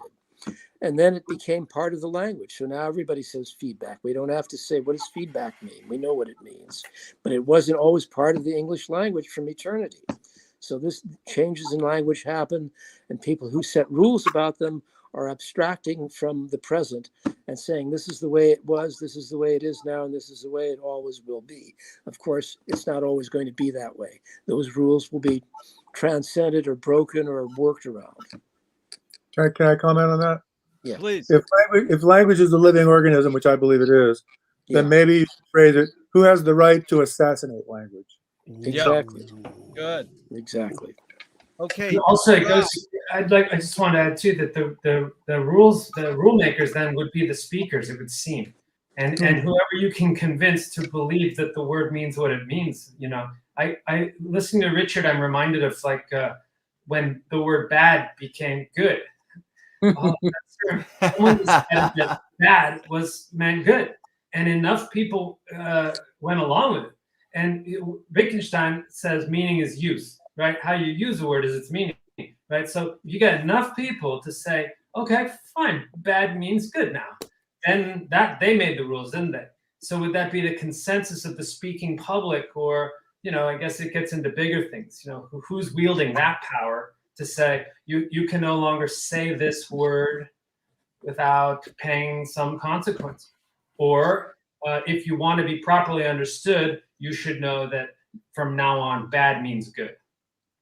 So then to go back to pronouns, they. Yeah. They make the rules. Yeah. That's right. And it's like, let's go to The Rob users. now. Rob is a teacher in a school, and there's definitely rules about what words the kids can use. So who's entitled to make rules regarding language, Rob? I mean, this is a 2-hour conversation. Right. You know what? Actually, let's. Well, Essay was talking about experience, and I think that this is a really good point.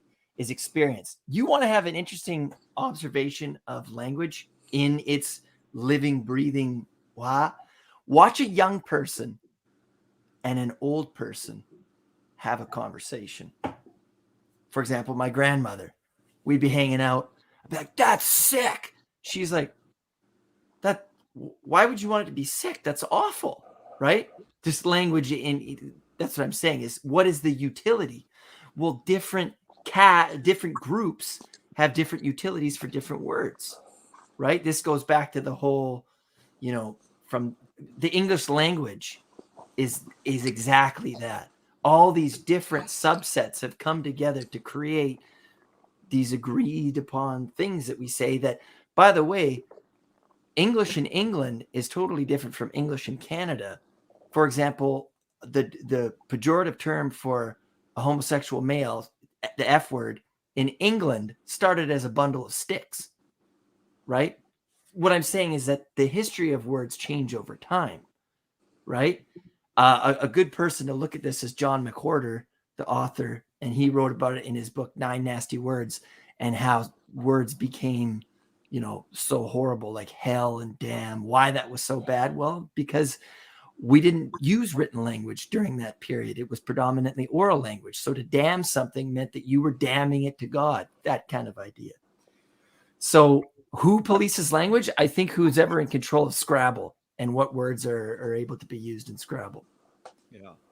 Joke, of course, but there is a committee there. There's a committee that decides what words should and should not be green light for Scrabble. And one of the words that was just taken out was a pejorative term. And it was like, well, who would ever use that word in Scrabble anyways, right? But there's policing happening right there, right in front of us. That's policing. And it's this idea of what we can and cannot say. Is that really what it is? Or is it, as Essay said, it's not, it's how you say it, right? Like the other day, when we were doing that sold out one, I slipped, meant to say person, and called Patty Smith a bitch. Whoops. Oops. Yeah.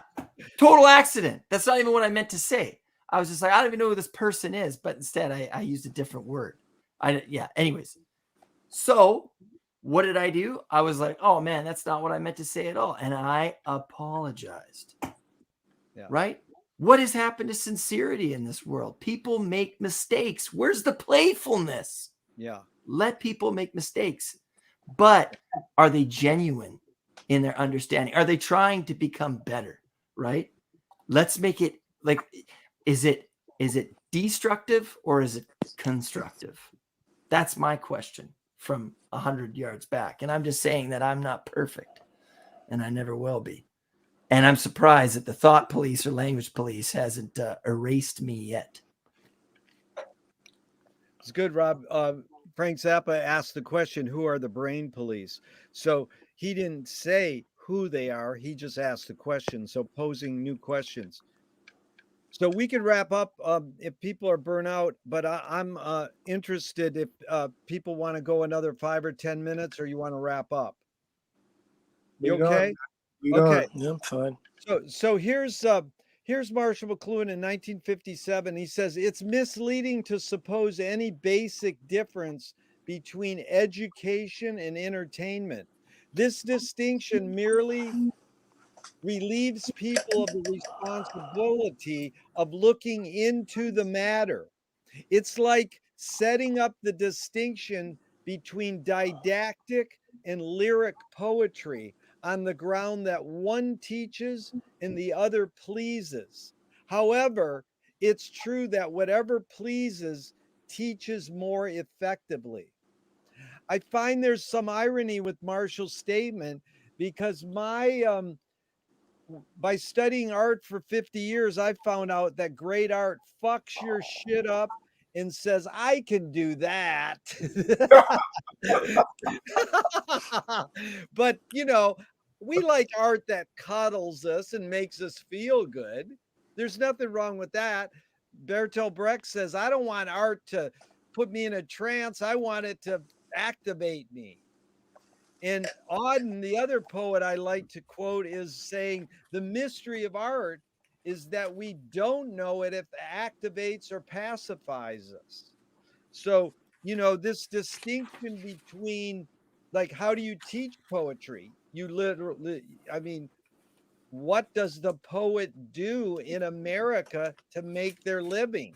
They teach. It's the same thing as the experimental filmmaking. You can't make your living being a poet per se. I'm sure there's some that squeak by. So this idea, what pleases us and what is education and what is entertainment? Anybody want to weigh in on some of these thoughts that these that come up in your heart, brain, and soul from these thoughts? I don't think that any art has an obligation to do anything except be art. Yeah. And that's pretty much all you need to say. Then nobody has an obligation to preach. Nobody has an obligation to teach, and neither does the art. However, yes, it can entertain and it can inform, and at its best, it probably does both. Yeah. Well said. Well put.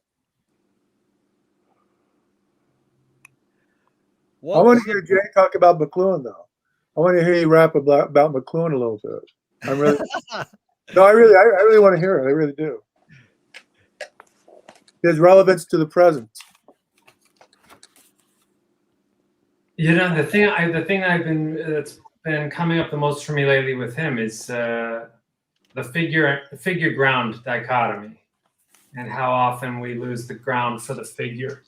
And that's just, again, that gets back to Owen Barfield, who wrote a wonderful book called Poetic Diction. Oh, yes. He's the guy I keep talking about, who says that our quote reality principle was inherited, didn't always exist, won't always remain this way, but does largely become the ground for our experience. And so that's the thing that I've been most impressed with lately, is just how on point McLuhan was with the figure ground, which he took from Gestalt therapy, right, Jerry? And pretty much, yeah. And it's just knowing it's like he got it a lot from these guys, where Edgar Allan Poe did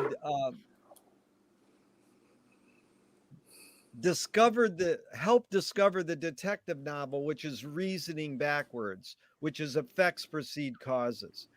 And Mallarmé said, don't paint the thing itself, paint the effect it produces. So I think that's why all the rock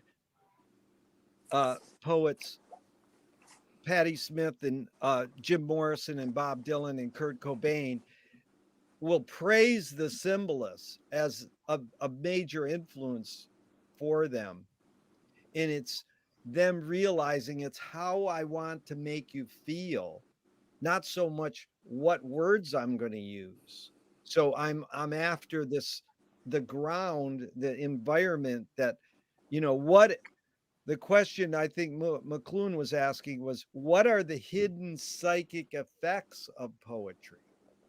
We can study and talk about what poetry does to us or why we study it or why we write it. But what does it really do? What are the hidden psychic effects? And I asked Richard this once about film. I said, can film really do anything? He says, yeah, if James Dean wears his white t-shirt and puts his cigarettes in the sleeve, kids will start doing that. But like Sidney Lumet says, film can't do anything, but it ain't going to keep me from trying, and he was a socially aware filmmaker. He wanted to tackle issues. So we know there's a difference between poets that are trying to rile things up. What is Jonas Mekas says, this comment about you don't have to be a communist to be anti-capitalistic. It's enough to be a poet. So, can poetry do anything? I think we want to believe it. The mystery of art is we don't know if it activates or pacifies us. Do we just all pat ourselves on the back? Oh, we're poetry and it makes us feel good. I mean, you do. We are aware. Those of us who have dedicated some part of our life to it will tell you that it does do something and has done something to us. Yeah. However singular that might be, or idiosyncratic, or subjective, you just wouldn't be. You wouldn't be involved in this if you hadn't been, as S.A. said earlier, and I thought aptly, struck by lightning at some point. Yeah. That's what occurred. So, at least each of us can say that poetry has done something. Yeah. But Richard, so Jay, when were you, what was the poem that struck you? I can tell you the poem that changed my life. Literally changed my life. Tell while I think back on it. But the poem that changed my life, I digest story. I grew up in a bad place, blah, blah, blah, et cetera, et cetera. So when I was about 13 years old, we moved to a new place. And the junior high school I was going to at the time in San Leandro, California, Mr. Bates would give us poems to memorize for extra credit. And the poem that changed my life, literally, was Invictus by William Ernest Henley. Ooh. Because it told me that I could be whoever I wanted to be if I just did it. If I just got up off my ass, pulled myself up and did it, and moved forward, nothing could stop me. And that really changed my life. It helped me to lift myself up. As the poem says, I got out of my fell circumstance and moved on. Now, nothing ever leaves you, but the poem is always with me from then on. And in a way, it saved my life. So in the long run, as I was committed to my craft as an actor, I would argue that really the poem became more the center of my life than anything else, because I kind of owe my life to the poem. It's all cliche as hell, but cliches are meant to be worn well. No, it's S.A. Marshall wrote the book, From Cliche to Archetype. Yeah. Yep. So yeah. But our job as creatives is to embrace the cliche. That's what we do as artists. We embrace the cliche. We exploit the cliches. Yeah. But Richard, jump in. I would love to hear you. Can poems do anything? In especially you being a politically active person and aware of, our social, back to Jay's, what he learned from McLuhan, this ground or this environment we live in. We know there's been, like, the Berrigans are the guys who changed my life. They were Catholic priests who were anti-war, and they made the biggest impact on me because they were doing it through poetry and their actions. And they went to trial. Yeah. But Richard, I mean, you've been involved in it, but stand back. Like when I asked you, can film really do anything? Can poetry really do anything? Well, earlier this year, I read a book about a poem by Shelley, The Mask of Anarchy, which was his poem about the Peterloo Massacre. And I lent it was done in the form of a graphic novel, which I lent to Essay, by the way. And it shows the evolution of this poem, which was written, I believe, in 1818, shortly after the massacre, was unpublishable because he named all of the names of the people involved in perpetrating it. And he'd already been prosecuted for lèse-majesté for other poems. Even though he was living in Italy, he probably could not have returned to England had the poem been published. So it was sort of handed around. But it had a very long life. And the interesting thing was there was a woman who was I forget her name now, but she was a survivor of the Triangle Shirt Company fire, which was a sweatshop on the Lower East Side of New York City that caught fire with no provision made for the workers in the case of an emergency. So 20 or 30 women died in the fire, and then more fell to their death. But this woman, who was an immigrant, was self-educated, and in the course of her self-education, she found Shelley's poem about the Peterloo Massacre and immediately saw its relevance to what happened at the Triangle Shirt Company. And phrases from this poem entered the language of the labor movement.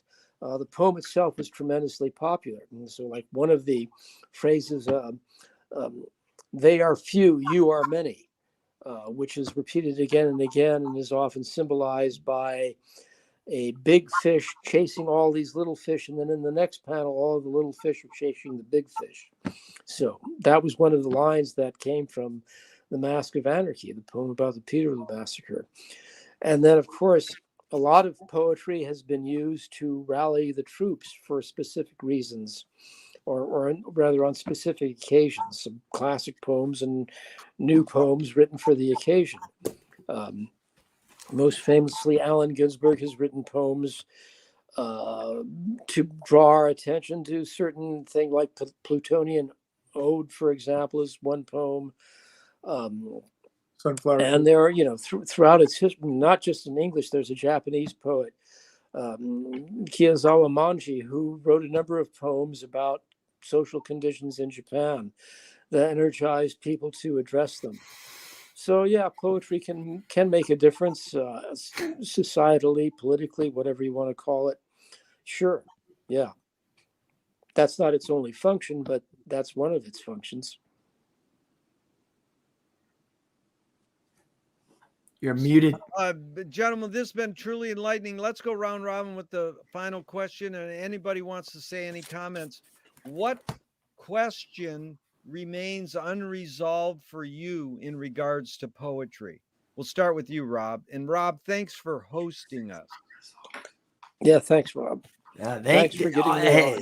Thank you, Robert. Thank you guys. I mean, I almost want to ask what's everyone's relationship to poetry, but that's been answered throughout the course of this. I guess my only question is the big fish chasing, or is it being chased right now? Well, that's a good question. Okay, Essay, what question remains unresolved for you in regards to poetry? I don't know. I don't know is a good question. No, is that in form of a question? Jay. I'm going to be flip and say, how do I get published? That remains unresolved for me currently. Yeah, That's man, like- go out there, pick up some magazines that you like. They got poems that are like your poems, and start submitting. Yeah, that's pretty much, or like many of us did, and many of the greats did, including Whitman, publish yourself. Sure. Yes. Social media is a great place to publish. Not many people realize this, but Ginsberg, the first edition of Howl was published by Ginsberg as a mimeograph that he was giving away in North Beach. Nice. Same thing with D.A. Levy. D.A. Levy just cover the world with lines. He literally printed with the Mimeograph Revolution, printed all of his own stuff and gave it all away and got busted for it. Yeah. Well, I really appreciate your time. It's been a pleasure to be with you guys and to get to know you a little bit. And I look forward to spending more time with you. Thank you for your honest answer to my silly question. Appreciate it. We should do this at least once a year and make it a. But Richard, before you answer, I'm curious because Robert Frost said two things. I love the one quote is, could you explain your poem? And he says, you mean you want me to say it worse? But he said, Robert Frost said, the object in writing poetry is to make all the poems sound as different as possible from each other. That is pretty basic. And in regards to politics and poetry, he said, poetry is about grief. Politics is about the grievance. But Richard, what question remains unresolved for you in regards to poetry? I have to echo essays. I don't really know what question remains unresolved. I mean, it's like I can't think of a single question. I mean, there are all sorts of questions that we ask about what's happening right now with poetry, but that's now. I mean, they will be resolved or they will be marginalized, and poetry will move on in whatever direction it moves on to, which I'm not in a position to predict. I mean, that's my answer. Cross that burning bridge when you get to it. Yeah. It's like, you know, you can sell luggage with poetry now, even with the godmother of punk. You know, when I see Jimi Hendrix's music selling a car, I go, should I complain that Janie's selling out and, you know, selling Jimmy sacred music as a commodity for corporate American capitalism? Or should I go, wow, I can hear Jimi Hendrix in the middle of the day for 30 seconds and just rejoice, and I don't have to frame it in the context they want me to frame it in. But to be fair to Hendrix, he's long dead, and other people are using Hendrix. He didn't make that choice. He didn't make that. He didn't make that choice. Yeah. No. He smashed his guitar, baby. He smashed his guitar. Yeah. And it is an amazing thing. You know, now take the godfather of punk. Iggy's been sucking corporate dick for years. And maybe he thinks that's punk. Oh man. You know, that could be the most punk rock thing out there.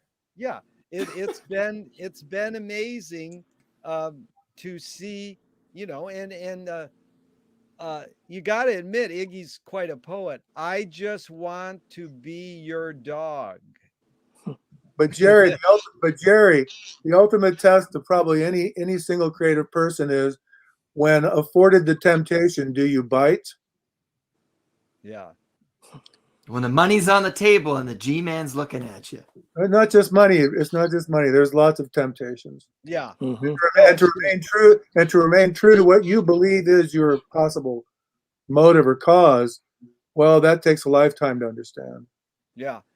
Yeah, no, it's beautiful, and it is posing new questions. And like, I think one thing with Jay and I studying McLuhan, and now Rob's getting brainwashed to do the same, as it's like I want to get in on this, man. I want to get on this McLuhan thing. I really do. Anytime this is a good start. Yeah. Understanding media. Here's what Marshall did with Robert Browning. Robert Browning said, our reach should exceed our grasp, or what is heaven for? Mm-hmm. And Marshall just simply reworded it. He said, our reach should exceed our grasp, or what is a metaphor? Wow. And that's why, you know, Joyce really nailed it by condensing Finnegan's Wake into one word. The DNA is laugh tears. So he took the word laughter and added two letters, an A and an S, as AS is metaphor. So we put humans invent things to put between other humans for some reason.